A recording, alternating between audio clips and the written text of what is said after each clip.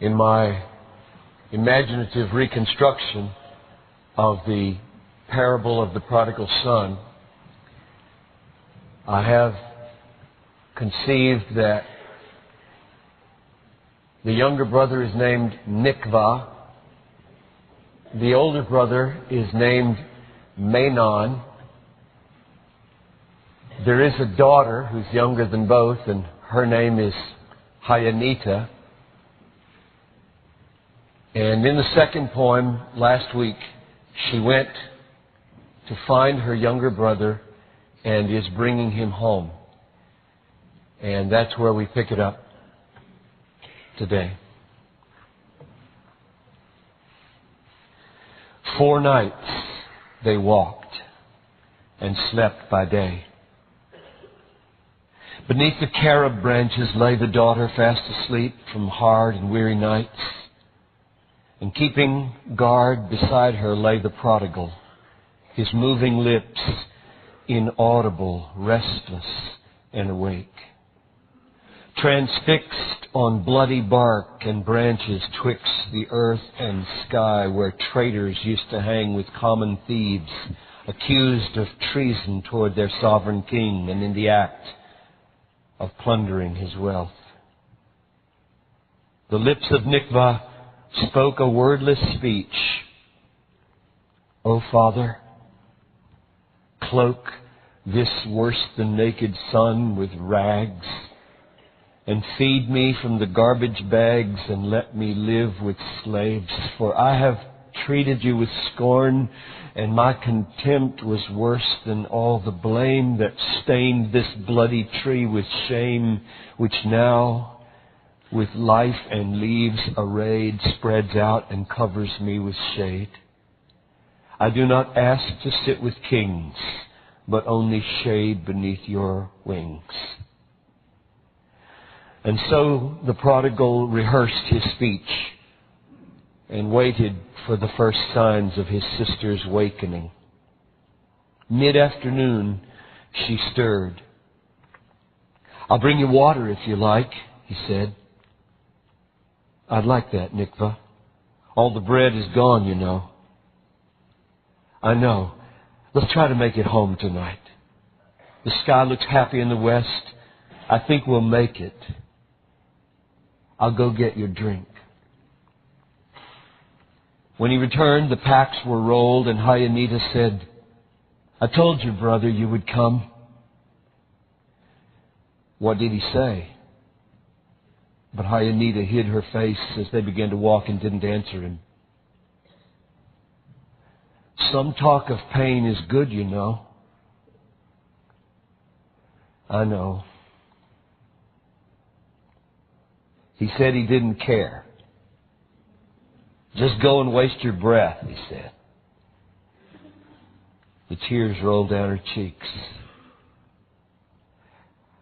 How many years has Menon felt this way, he asked. Unless he's keeping something masked, he never cared. I'm not surprised. He never wrote. To be despised is sometimes good for us. I don't deserve his pity, and I won't demand his love. The way I spurned our father surely has well earned for me whatever Menon feels. How great his love must be that reels with hate so long. Perhaps if he believed that I have come to see how precious is our Father's care and how unspeakable and rare his heart and noble is his mind, then maybe there would be a kind of softening of Menon toward my soul. I wish for such reward, my brother, but I fear the wrath of Menon grows along a path far different from the one you hope. Oh, that his anger were the scope and measure of his love for all that our great Father is. But gall and bitterness are not born from the thrall of mercy, nor do come from treasuring the fountain of delight we call our Father's love. There is another stream that feeds the bitterness of his good deeds. Now, as the evening came and they began to climb the rugged way that leads up to the great plateau, all conversation ceased. Below and now behind these two, 10 years of emptiness burst to the cheers of every waving stalk of grain, a bubble in the wind, and feigned the beauty it possessed before it broke. His back now to the shore beyond the western rim, the sun stood trembling on the road. The one where he had run the other way as though it were just yesterday. Before him lay what seemed a sea of endless gold. What enemy, he thought, could make a boy believe that any distant world could weave a better beauty than this place? And then suddenly he said, "My face, my hair, I'm filthy, Haya. Look at me." She smiled at him and took a long, deep breath and said, "Let's go." The old man's chair rocked to and fro. His lips moved silently as though he sang some favorite psalm. The glow of golden red and crimson rays had set the western fields ablaze, as if some cosmic cause were found for merrymaking. But no sound was heard except the rhythm of the rocking chair. And then, above the rail, the old man saw two shapes and stopped. He thought, "I know the capes that Hyanita wears."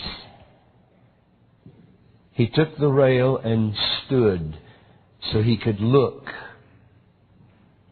And then he saw her lift her hand the way she always did, then stand and let the other shape go on. He knew. For all his soul was drawn, and there was no resisting this. He left his cane, and lest he miss a step, he jumped them all and ran, forgetting that he was a man of dignity and that his knees were bad. He often thought, "With ease someday I'll run on these and more. Is this not what they're ruined for?" He stopped just long enough to see his eyes and take a breath, and then he embraced the boy and pressed his face against the foul and crusty place he used to kiss the lad goodnight, and pushed his fingers through the tight and matted hair, and there with plain and heaving sobs released the pain built up 4,000 nights. And then the weeping son said, "Father, can perhaps you make a slave of me? For I have sinned and cannot be your son." To which the great old man replied, "I have a different plan." And then to servants gathered by, he said, "Bring me the ring and my best robe and leather shoes, and take the fire and fatted calf, and make for us the finest feast that we have ever made. For this, you see, my dead son is alive and sound. He once was lost, but now is found." And they began to celebrate. As usual, Manon was in the field and working late. He'd been there since the crack of dawn and worked all day. "Let duty not be shirked," he liked to say, and took some pride in his long hours and liked to chide the servants that he could outserve them every day and outdeserve them all. He heard the music from the house and saw the servants come out dancing on the lawn. His first response to songs and joy, a burst of anger. This is not the way to serve their Lord. What holiday have they declared to frolic like a carefree child? If I must strike them, then I will, to see that they learn how to serve and to obey. What's all this racket here? He snapped. A servant overflowed and clapped. He's back! He's back! Nikva is back! He frowned. And in the prison shack with other thieves, may I suppose? Oh, no, Sir Menon. Master chose the fatted calf and killed it for a feast and said, bring wine and pour a goblet for my son, and let all work be put aside, and get my ring and finest robe with joy, and put them on my living boy. The older son was stunned and stood there by the fence he'd made and would not enter. Then his father saw him by the fence and went to draw him in. Your brother's home. Come see him, Manny. He has changed. You'll be amazed. I'll tell you, Father, what amazes me. That he can strut here like an honored guest, although he took your hard-earned cash to throw it down the sewers of Noash, and let you subsidize his brash and wicked reveling with whores, and made you weep behind those doors for 10 years while I slaved to make a profit in this place. So take your pick, my Lord. The wicked one in there, or me, the working son. I'd like to think that all these years you have enjoyed the place. It sears the soul, Menon, to take your rage to bed night after night. You wage a war against yourself. Beware of other mistresses whose snare is just as deadly as the kind your brother sought. Oh, be not blind, my son. All that I have is yours and free. For all time it endures. But if what you desire is proper pay, bequests will never come that way. Come, join me at the table, son. The labors of the day are done. But Menon stood there like a stone and sent his father back alone. The girl was watching from the door, and as her father passed, once more perhaps, he took her hand and said, our little girl can raise the dead. She turned and saw the shining face of Nikva laughing in the grace of life. Then, through the evening shade beyond the fence that Menon made, she walked. His face was streaked where sweat ran down through pollen dust and met his tangled beard. The garments that he wore for working stank, and at the middle of his fingers there were blisters on both hands. Despair seemed written on his frozen face. In vain, he thought. He said the race and pace were all in vain. The hours, the years, the sweat, the plans, my powers, for naught. Bequests don't come that way. Then Hyanita kissed the gray and brownish coating on his cheek and said, "Hi, Manny. You look weak. Can I get you a drink?" He shook his head. "No, thanks." "Menon, it took your breath away, what Father said. I think I understand. The dread you feel right now that all your sweat has been in vain, it's true. And yet, it is a gift to know bequests are free.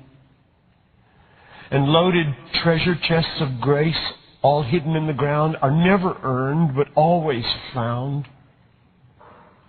And dancing doesn't come that way, and happy parties are not pay. Day labor is of no avail. The gift of joy is not for sale. You've labored not to do what's bad, and now it's hard to just be glad. But Manny, look, your father and the servants and your brother stand inside the door and bid you come. And listen to the children drum." She took his hand. "Come. All is well." And thus the fetters broke and fell. He waked as from a lifelong trance and said, "May I please have this dance?" And now, O Christ, with candle 3, let there be light so we can see the way between two forms of death. And with that light, O give us breath to live again and bring us back from pleasures in a foreign shack or from the pride of weary arm while working on the Father's farm. From demon sloth and pleasures raw, or demon toil and pride of law. The pathway home from either place is opened by the word of grace. Come to the light of candle 3. Remember that bequests are free. The ticket that you have to show is this: that you are glad to go.